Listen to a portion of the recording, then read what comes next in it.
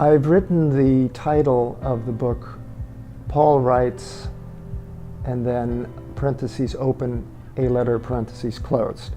And it's a little bit of a, I won't say a joke, but it's thinking about what if you are a churchgoer, if you were raised in a religious family and you went to church, you often heard Paul Writes.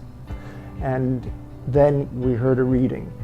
And as a child, you hear Paul Writes, and you think, well, whatever that means, kind of. And what it has come to mean, in a sense, is that this is preparing you for a Bible verse. What I wanted to do was emphasize, nod to that it's Paul Writes, by putting a letter in parentheses. I'm trying to say that, in fact, a real man named Paul is writing a real letter.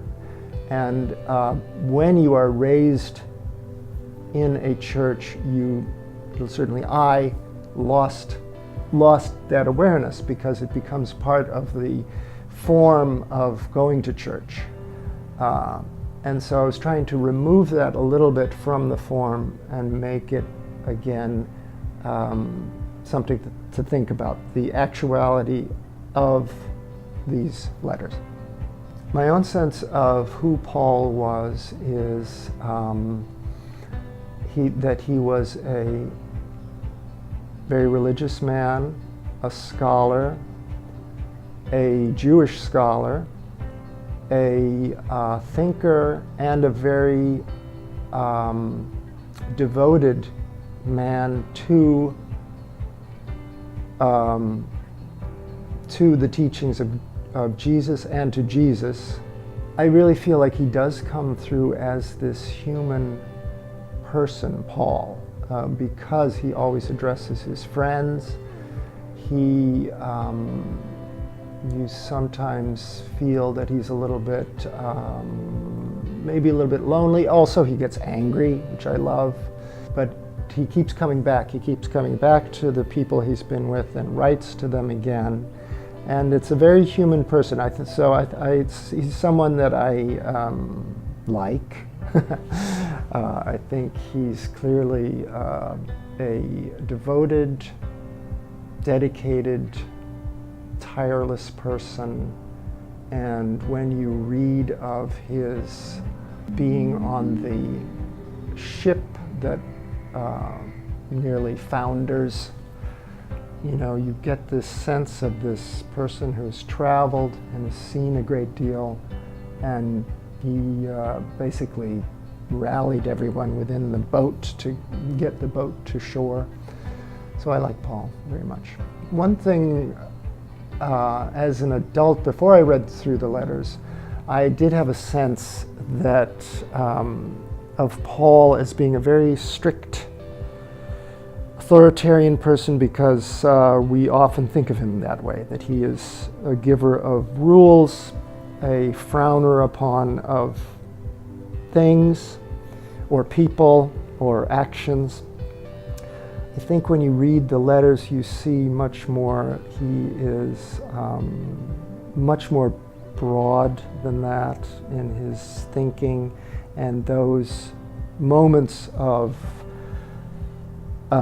strictness or dogmatism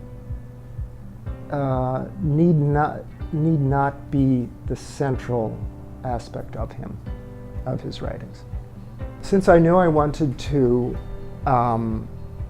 have what you get from this book is a real person writing real letters, I imagined Paul from what I had read about him, but also from what I've read his letters. And I imagined a man sitting and writing. I acted it out a little bit myself.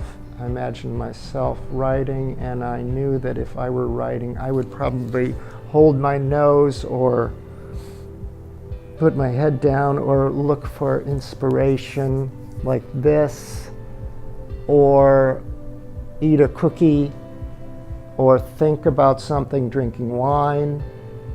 And as soon as I did that, my Paul character that I was drawing, I felt that yes, he is a living person, and I could do that. And of course, it's audacious to draw somebody, to create somebody I've never met.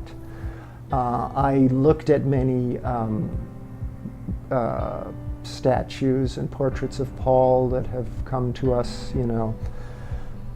Does he have hair? Does he not have hair? I go with the bald Paul. Not everyone goes with a bald Paul. And how old might he be? You know, I tried to make him older. But as soon as I made him scratch his head and pull on his ears, that's when he became alive to me.